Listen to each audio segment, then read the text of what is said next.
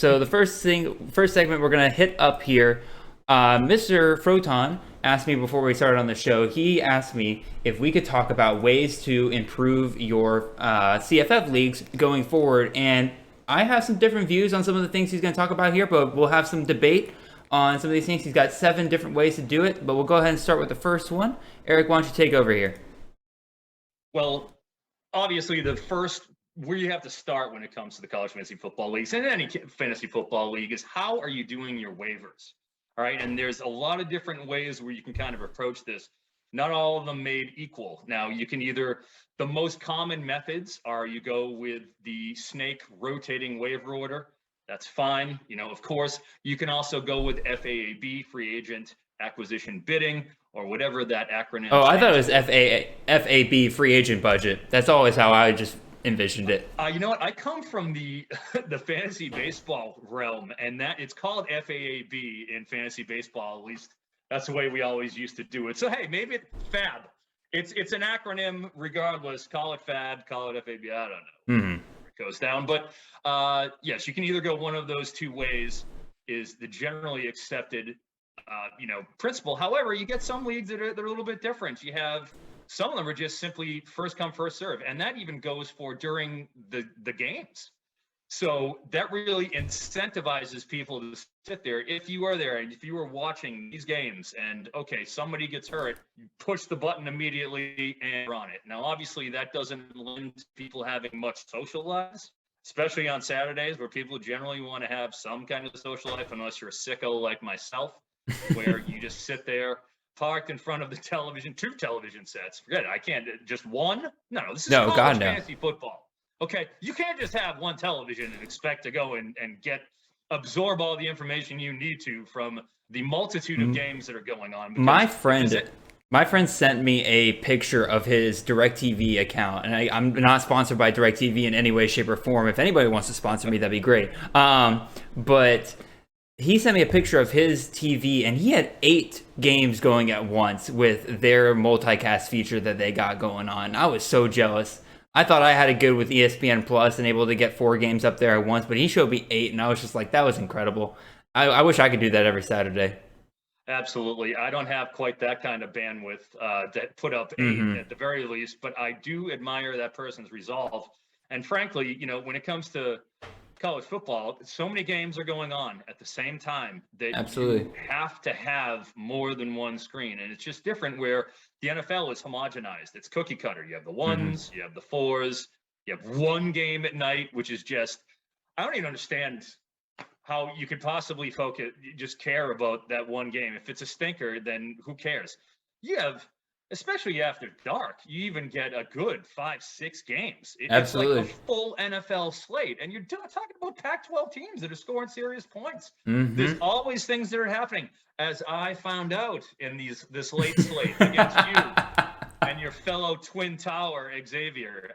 All these people out there, I don't know if you guys realize it, Jared and Xavier are both freaking giants. Okay, Jared's, I don't know, 6'3", 6'4". Xavier's easy 6'7". I wouldn't say that. Xavier, I'm about 6'2". I'm about 6'2". Xavier's about 6'4". Xavier's definitely the taller out of the two of us. Not 6'4". Okay, he's about 6'4".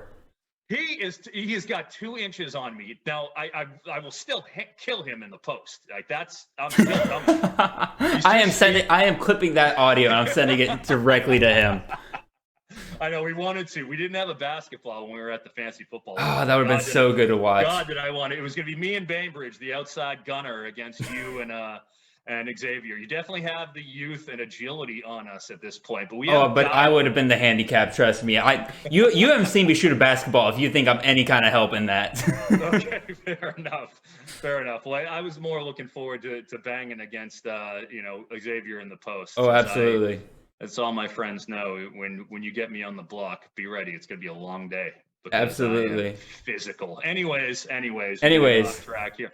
But when it comes to the waivers, it's important to have an equitable system, especially in the dynasty leagues. You can't have.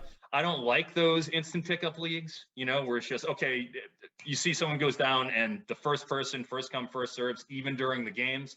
I said we don't agree with that. I do think that some leagues that I see, they have one waiver wire, period. Like say it comes on Wednesdays, and I think specifically C2C does this a little bit. And if you don't get your players on that Wednesday, for whoever you put in, then there's no free agency period where you can just add them thereafter. And that's really tough because then you get to sometimes game days, as we've all dealt with. I dealt with it in the 50-teamer this week, and it killed me, where you have somebody who doesn't play.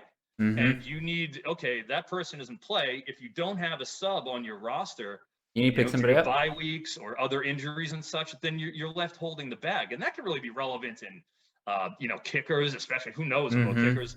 Definitely tight ends, since you don't usually have a large supply of tight ends just hanging on your roster. Maybe you have 2 or 3 of them. So I do think that it's important, once you clear that initial waiver period, that there is the next period of the free agents. And that's probably even the most relevant when it comes to free agent acquisition budgets, or the FAB, as we discussed, since, you can go and just get outspent for the guys you want. Totally understandable. But if you don't put in 10 moves, then you're not going to get anybody you want. And there's another element of strategy where it's like, do I want to bid for this guy? Or is he enough under the radar where I think I can slide him through and get him for free and not have to spend any money? There is one more thing about this that I really like that's kind of a new wrinkle for Fantrax, and we're doing it in our industry dynasty league that Wes Huber runs. He does a great job with it.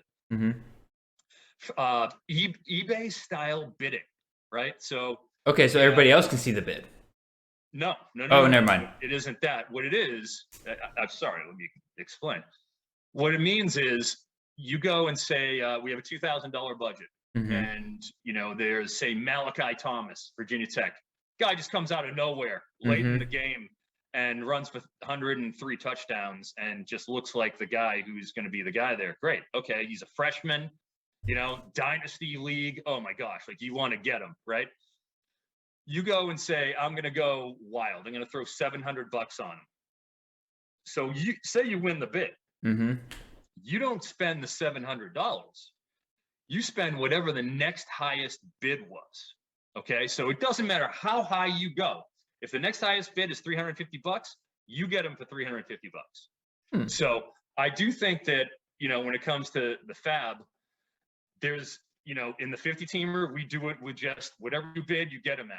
But having that wrinkle of like the eBay style bidding, I kind of do like that. And it does add a different element of strategy. And it helps you can be more aggressive while still retaining, still not going all the way and saving some of that money when you want to go big on some of the free agents you're going for. So it even de-incentivizes you going after the free agents, because, hey, why wouldn't I toss a bid on this guy? If nobody else bids, well, then I get him for the lowest possible. You get him for $1. Well, that's what I was about to say with because one of the big things I find with free agency budget with dynasty leagues, this is really NFL as well, is like it overwhelms a lot of new players because they don't have the experience knowing like, all right, how much does a guy get typically bid for that's like valued roughly around this and everything. But like you said, if you throw the eBay style betting in, all of a sudden you can feel a little bit more comfortable with yourself. So like, say you overvalue a guy, you bet like you're sitting there just like, oh, $300. That's like what a typical player goes for. But like some of the guys in the league are like, oh no, that player would typically go for like what, $20 or something like that. Like, so you're not all of a sudden screwing yourself out of money overbidding on a ton of these guys, and you can get them for like what, $21, $20, stuff like that. And you can feel a little bit more comfortable with yourself. I do kind of like that a little bit, especially in newer leagues. Absolutely. And like you're saying, player experience is a big factor in there, where if you haven't done this before, that really helps take a little bit of the edge off it and a little bit of the pucker factor where it's like, am I going too high? What am I doing here? So in terms of the waiver systems, I really think that's definitely, there's 3 ways to go. And it's either the rotating waiver wire, starting with whoever had the last pick is generally how it should go. So 16-team league, you're number 16. Well, you get the first waiver priority. I would agree. Roll through there. I really like that system. That's for, like, I would say probably the beginners. Make it simple, keep it simple. And then you go on to the either version of the FAB budgets. And you see the good thing about Fantrax, one of the few things they do well is that they do have that customization ability this year. I think it might be a new feature, and having used it, like, I do prefer that system. So one of those three systems is generally the way I like to go with my waivers. Absolutely, I agree with you 100% that just doing a free-for-all on free agents is just not the way to go in really any fantasy format, if we're being real. So we'll go ahead and move on to your second point here, and you advocate for 6-point passing touchdowns over 4-point passing touchdowns. Why is that, Mr. Froton? Why is that? Because the quarterback is the most important position in all of sports, not just football, all of sports. There's no more important position than quarterback. Why are we watering down the ability of a quarterback to throw passes and to throw passing touchdowns? I don't care. Why should it be cutting what, a third? Why? Because why? Because quarterbacks aren't supposed to be important? Make that case to me. Make the case that quarterbacks are too important if they're going with 6-point passing touchdowns. I like touchdown equality, Jared. It's equality. That's all I want is equality. I'll ask you this then, Eric. Would you advocate then for passing yards to be worth the same as rushing and receiving yards? I like 0.2 to 0.1. So I think a point for every 20 yards passing, a point for every 10 yards rushing, receiving. I think that's fair, since obviously you're going to have more passing yards. That's just simply how it's going to be the case, obviously. So that's what I like. Some leagues you'll have, like, I've seen 1 point per 25 yards passing, 1 point per 30 yards passing. I think that's just I've seen usually the ones I see are 25 and 20. 25 and 20. Yeah, I'm a 20. I think it should be half. As much as you get for the rushing and receiving totals. But I do think the touchdowns are touchdowns, and however you come about that touchdown, that's just how it is, and draft accordingly. Why should somebody who runs a quarterback that runs a touchdown and get more points than one who throws one? It's both having the same effect on the game. True. I am hard 6-point for passing touchdown, but I know some of my compatriots like the 4 points. So I'm not as much of a stickler. I play in both 6-point and 4-point passing touchdowns. I don't really prefer one thing over the other. One thing I do agree with you though, Eric, is that there's this weird idea in fantasy that we have to force all the positions to be roughly equal to each other. And we'll get into this a little bit later with like the PPR and stuff like that, where people want PPR because it makes wide receivers about just as valuable as running backs at the end of the day. Or they want tight end premium because they're tired of their tight ends only getting them like 15 points max any given week. And they want to nerf quarterbacks with 4-point passing touchdowns and these passing yard pointage systems because they all want these guys to somehow equivalent the same amount of fantasy points every single week. It doesn't make sense to me. Like you said, fantasy should reflect which positions are the most important out there on the field at any given week. And to me, the only way to do that is just the amount of yards that you contribute to your team's total at the end of the day, as well as the points you score. So that's my whole take on it. Again, we'll talk a little bit more about that later when we get into PPR versus non-PPR. We'll go ahead and move on to your third one here. And you want to talk about playoff formats for larger leagues. What's going on there? Well, with the lack of weeks that we're kind of dealing with, it's different. Again, this isn't the NFL. The NFL, you have now 18 weeks, I believe, because there's 17 games. They took off the 2 preseason games, and now they have an 18-week regular season, I believe. So, with the 17 games, 18 weeks, you have a long way to go where you got 14 weeks now, I believe. I'm not sure if the NFL leagues have adjusted given the extra games, but it was previously 13 weeks, and then you'd have the 3 weeks of playoffs, which I would assume would just be 14 weeks and 3 weeks of playoffs. Look, we only get 13 weeks, period. There's no extensions. There's no extra games. No. We get 13 weeks. So it's a sprint, not a marathon in our case. In fact, look, we're coming up on week 10 now. It's basically almost over. Our season's almost done. It's just in the absolutely, the final stretch here. Yep. So when you're dealing with the larger formats, which can be supported in college fantasy, since you have 130 teams to work with, I think if you're going 16 teams or above, you have to incentivize those teams down the board to have something a little extra to play for. If you only have in the 4 teams the standard 11 weeks and then a 2-week playoff, semifinals and finals in the bigger formats, you're leaving 12 teams out, and it just, especially as we'll get into the trade deadline, which is what this really kind of ties into, it goes hand in hand with the trade deadline. And well, a lot of people check out. Yeah, a lot of people check out, and they just don't even pay attention. So I think that really has an effect on the races up top, because you see it in the larger leagues with the teams that check out. They end up playing some of those teams that, hey, somebody needs a win.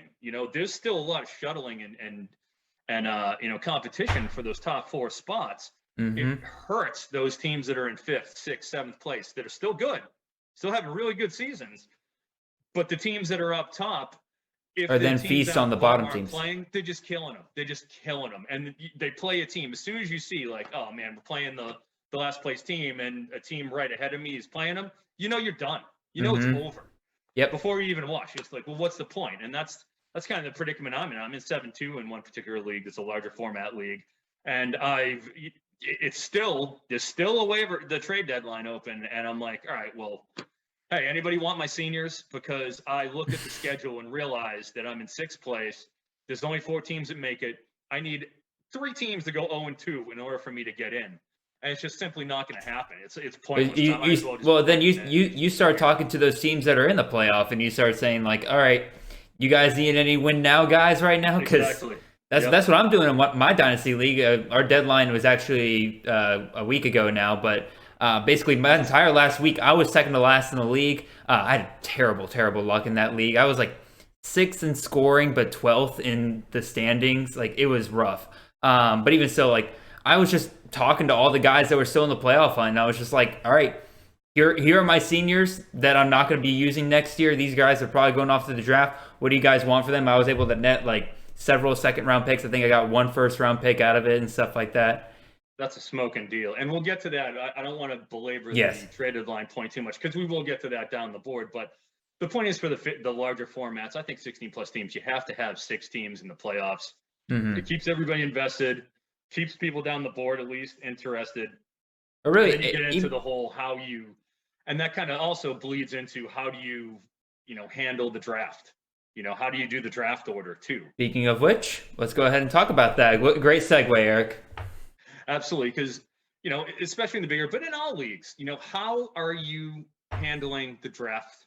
And that's a big deal, because let's face it, if you're in the bottom of the league, or even if you're in the middle part of the league, and there's only those 4 teams that make it, and you're in a larger league, well, what incentive do you have not to tank if the league is going to have it be, the worst team automatically gets first pick, then 2nd, 3rd, 4th, and it just cascades downward? It incentivizes tanking. And why wouldn't you tank at that point? If I know I'm out, well, goddamn, I want the best pick, because that could be the difference between Caleb Williams, and Mario Williams. Exactly. Let me tell you, I like Mario Williams as much as the next guy. Give me Caleb. Exactly. He was the guy, and it's not even particularly close. So when you have these freshmen coming in, and the margins there are so close, Arch Manning coming in a couple of years. Well, yeah, everybody wants Arch Manning. Exactly. Especially if he goes to Ole Miss.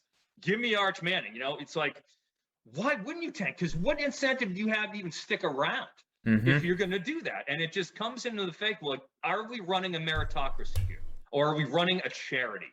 Because if it's a charity, well, I'm out. I don't want that. I don't. That's not what I'm here for. I'm here so the people who do the best, who put the best effort in, are rewarded for doing so, and you're not incentivizing the bottom feeders to be worse. Because then, like we said, there's only so many playoff spots. You got 4 playoff spots. And those teams down the bottom can have such a deleterious effect on the top of those standings. I've seen it time after time. I've been doing CFF for 20 years. Time after time after time. You have to set up your league so that you don't incentivize teams to stink.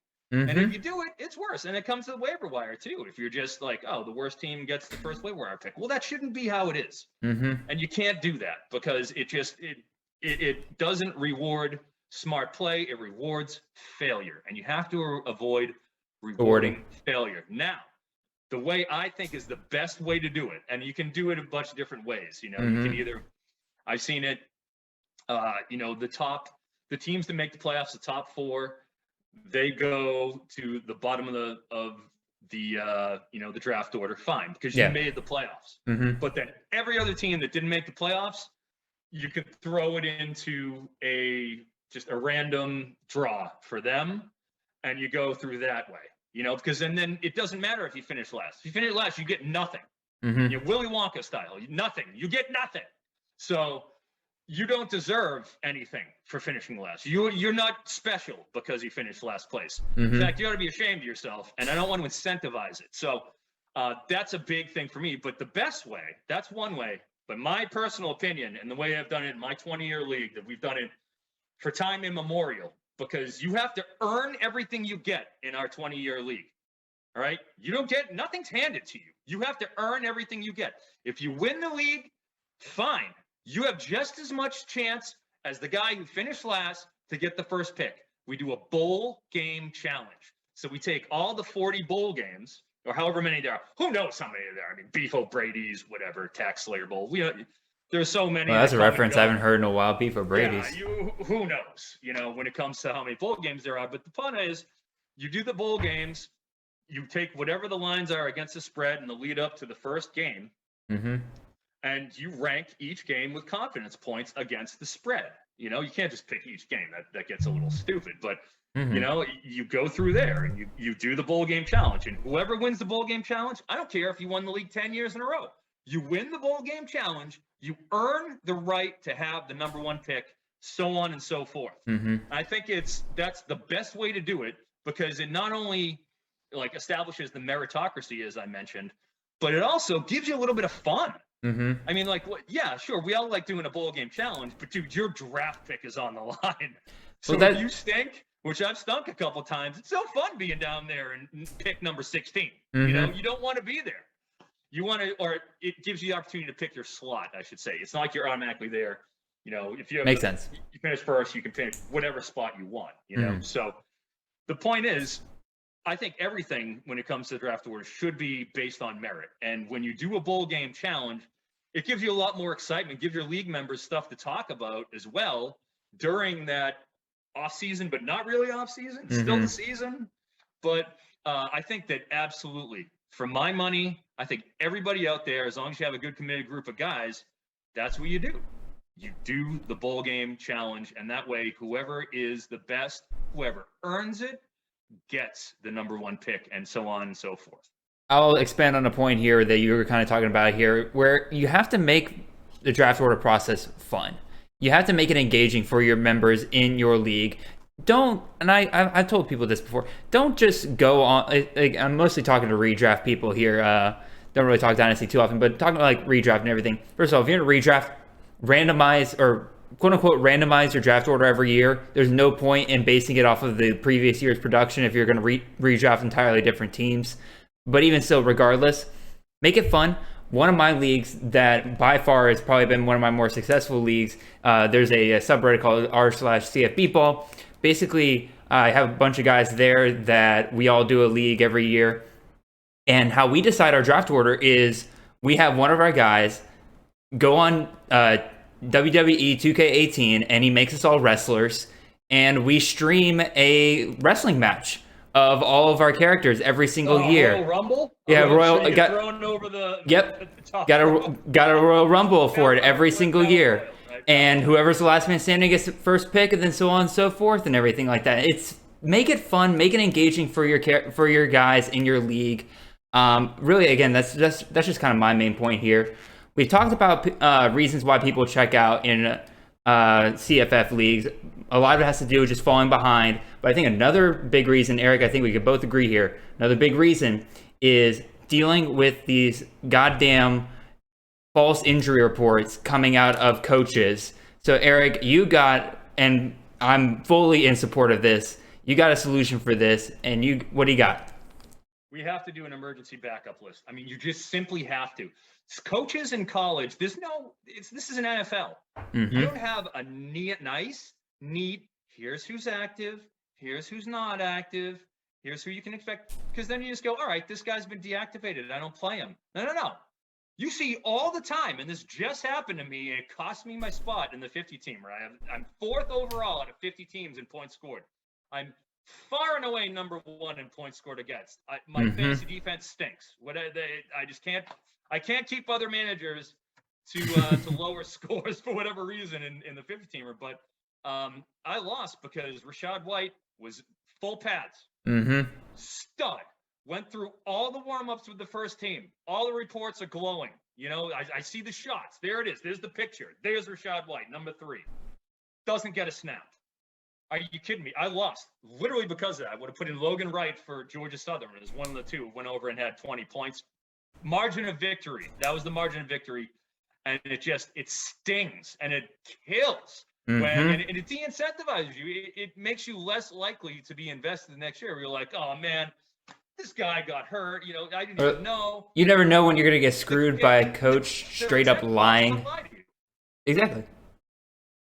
Exactly. Lies. And they're incentivized to do it because what's to stop them? There's nothing to tell them no. Exactly. There's no governing body saying, oh, no, you said that guy was playing. Now you're going to get a scholarship docked. No, there's nothing. Nope. They literally should lie because it's subterfuge. You know, it's gamesmanship. So that has to be factored in. And in our league, you know, there's no button. I have heard rumors that Fantrax may actually have like a backup emergency list that you can actually list your players through the site. But the way we do it in my long-time 20-year league, like we've been going through this for 2 decades. This is nothing new. Is everybody was in the week 7 starters, week 8 emergency starters, week 9 emergency starters. And you can list as many players as you want in order in case one of your players just gets a DNP for any reason. If there's no snaps, then done. But if even if they have 1 snap, you play it. Yep. You played, and that's just how it is. Too bad. You got a 0, you got a 0. You have 1 snap, you got injured. Too bad. But that's the way it is in NFL. Snap. Exactly. If he doesn't record a snap, you go to the next player on your list, and they automatically go in. So that you don't have to sit there and literally be miserable for your entire Saturday because somebody didn't play that you had no idea was going to play because you don't get any information from these beat writers in G5 anyways. You got like one beat writer. Most of these G teams, they're, you know, Cincinnati or UCF or SMU, you know, the big boys. So, heck, I think there might be one for the entire MAC conference. Yes, sir.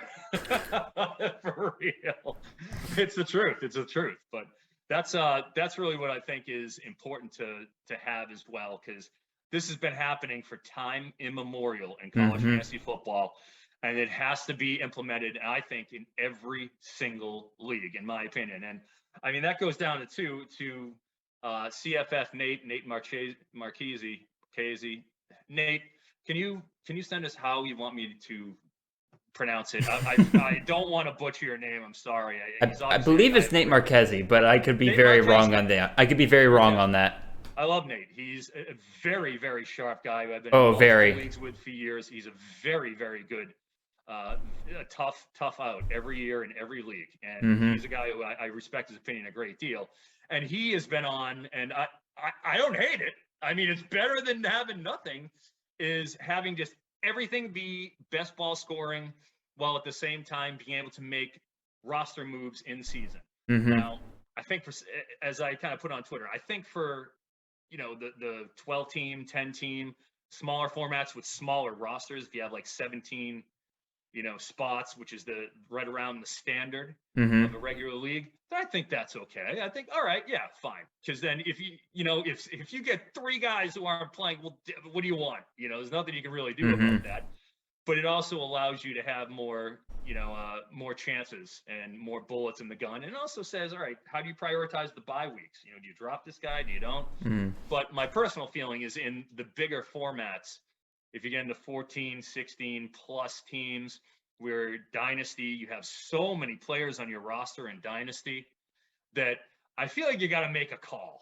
You know, you got to make a decision. You can't just start everybody. Yeah, you can't just every week who's on your roster. I just think it's a little too much for my personal taste. And that's, I mean, heck, if you think that's all right, it's better than the other way, in my opinion, of just getting screwed because you don't know what's going on. But I think having that list where, you know, here's the list, QB 1, 2, 3, RB 1, 2, 3, 4, whatever you want it to be. I think that's a bit more judicial, in my opinion. I have 2 points that I want to talk about here. One is Engagement. Engagement is key to me in CFF leagues, just across the board, really in any fantasy league. If you keep giving people reason to be thinking about their fantasy teams, your league's going to be so much more successful. And so I think a backup form is, in my opinion, better than the best ball format because it still adds that level of you're still there as your fantasy manager making those lineup decisions. You're deciding, it's still in your control at the end of the day. Alrighty, if I bench this guy and he goes off for 50 points, well, that's still on me as a manager. Like I messed up there somewhere. I feel like people enjoy that a little bit more. They like being like it. It sucks when you do bench the wrong guy, but also when you make that decision to put the right guy in, because even I had this last week with Kenneth Walker. I saw a lot of people fading Kenneth Walker last week. And I was like, I have a feeling that he is going to feed off the energy that this game is going to have, and he's going to go off. And I was right. I was 100% right. And damn, did it feel good. But even still, engagement I think is huge. It didn't feel good when I was playing you in the King's Classic League, Jared. It didn't feel good at all. Him or Algier. I had to play both of them for Christ's sake. They both. Oh, they saved us so badly in that game, dude. Oh, dear. I saw it coming in that game. I knew it was coming. But yes, go on. And so, yeah, engagement is the first part. And then the other one is accessibility. And this is more talking to league commissioners out there. If you're going to do a backup form or a list or whatever it is, you have to make sure that your league knows where this takes place, whether it's on Fantrax or somewhere else. I post a Google form every week in our group chats for any leagues that I'm in that has this. I post it right there for everybody to see. Make sure people know where to find this. Because there's nothing worse than somebody being like, I didn't know like what we were supposed to do with this and everything. Make it easy, make it accessible, make it the least frustrating as possible for your players. Yeah, and I feel like with Fantrax, you have the message board anyways. Mm-hmm. That's the way we do it. No, we don't know. You didn't send a text. No. You didn't send an email. Is it on the message board? Mm-hmm. Done. You can't fake it. It's time-stamped. That's what it is. And that's generally, it's been a good system for us and it's worked out well. Yeah, Google Forms also timestamp whenever people like insert their answers to the forms and everything like that. So league commissioners can absolutely kind of post that to everybody if there's ever a question. Good deal. Yeah. So we got two more things to hit through here when it comes to improving your league. We'll try to hit through these pretty quickly. So the next one you got PPR versus non-PPR. So you're on the PPR side. I'm on the non-PPR side. So we got a little bit of debate going here. Not necessarily, Jared. Oh. Not necessarily. I think you may have misread me on this one. No, I frankly, I have real philosophical issues with it, and most of the leagues that I do play in are PPR, but it gets into, and this is something that I feel like correlates to NFL, but it's a little bit different when it comes to CFF just because of the myriad options you have each week. Mm-hmm. Why should a player a wide receiver get points just for touching the ball? Mm-hmm. It then gets to, all right, do we give points for carries then? Is that what we have to do? Do you get a quarter point per carry? I think some pro leagues do. Do you cut it down? Mm-hmm. Do you go just straight performance scoring? Now, in my longtime league, 20 years, we don't have PPR. We go straight performance scoring. You have to gain yardage. Just touching the ball doesn't mean that you deserve a point in that format. Mm-hmm. And the reason why is because, hey, you see wide receivers have big games too, plenty of big games. And you see some running backs have not so great games. If you have 100 yards rushing, but you don't score, well, that's still only 10 points, So I actually am kind of more on the non-PPR side because I feel like you have so many options. And it really incentivizes the elite players even more and makes those elite wide receivers that much more important because the hardest thing to get in non-PPR, it makes wide receivers, I think, even more important as opposed to less important. Because you can get a Hassan Badoon type, Eastern Michigan, who catches 9 balls for 70 yards. Okay, or a Billy Kemp is another good example. Right as rain, he's getting 7 and 9 catches. But if he doesn't get in the end zone and he gets 50 yards off of that because they're just short little dump offs, which are basically extended carries. Wanda Robinson's like this right now as well. Wandale Robinson, another pretty good example of that. They're just extended handoffs, and it's like, why should you be incentivized just because you touched the ball why should you get a point for that just because it happened to be a pass? Well, then like I said, I think should you even it out by having, 0.2 of a point, quarter point per carry? Where's the balance there? So I have a real problem with that. But that being said, everybody loves points. PPR is just considered the standard. I personally, if I was starting something up, I'd probably look at half PPR to sort of have it both ways. I think half PPR is the way to go because I don't think you should just be given points in college fantasy just for touching the ball. I mean, first of all, I apologize. I absolutely threw you under the bus there for something that you don't even believe in. So there's your apology for that. In addition, I'm 100% with you, and I'm not anti-points. I've definitely been, I feel like, lambasted by certain people, Brown, for having a grandfather mentality when it comes to fantasy and everything. And like, I am more of a traditional guy and all that and everything, but I'm not against points. I'm just against points that, like you said, Froton, you shouldn't get a point for simply touching the ball. Or if you're going to do that, have it apply to every position in the league. Have your quarterbacks have a certain amount of points per pass, or running backs points per carry, if that's what you really want. But I'm okay with other ways of scoring. I know for a fact that I've talked about with people in my league before, with my home league, we've discussed the idea of points for somebody getting a first down. Like, the argument against that is like, well, why is 1 yard more important than the other? I'm like, well, if you gain a first down, you're extending your team's drive. That's huge in the game. That's an impact on the game. You touching the ball for 0 yards should not equivalent to you getting it 10 yards down the field. That doesn't make any sense in a standard league. Or even worse, if you lose 10 yards on the play, but because you caught the ball, you somehow have a net zero effect, which that doesn't make any sense. You just lost your team 10 yards. I'm a firm believer that fantasy should reflect the product that your player is putting out there on the field. And again, I'm open to the idea of different kinds of scoring formats for different types of plays that happen. Again, first down, probably the most ready example I have for that. But again, that's just kind of my thoughts on this whole thing. I'm very much non-PPR, but open to other scoring formats. The first down point is really an interesting one because in advanced analytics, it really factors in a success rate. And, success rate has to do with the situation that you're in. If it's 3rd and 1 and you run for 2 yards, well, that's a successful play. Chalk that up to successful play. You gained the line that you needed to in order to reset the downs.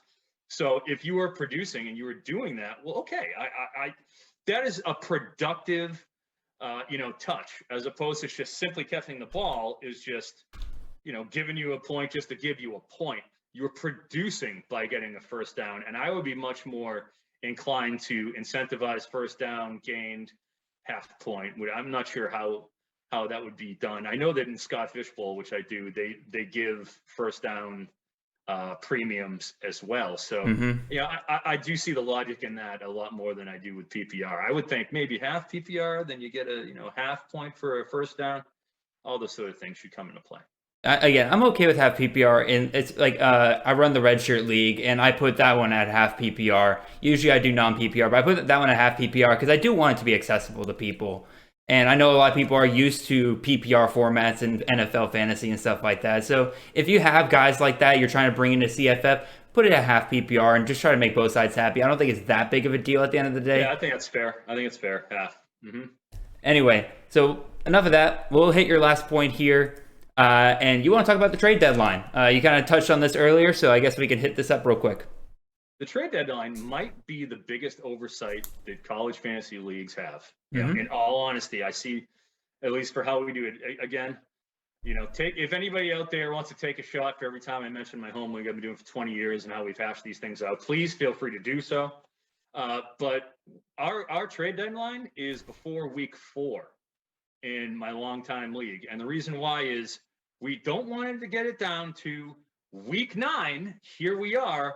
And people are still making moves like they are, still heading into week 10. How can this happen? This cannot happen. You can't do that. Because what ends up happening is in a league I'm in, Jaylen Warren just got traded for a 7th rounder today. Good Lord. Why is that happening?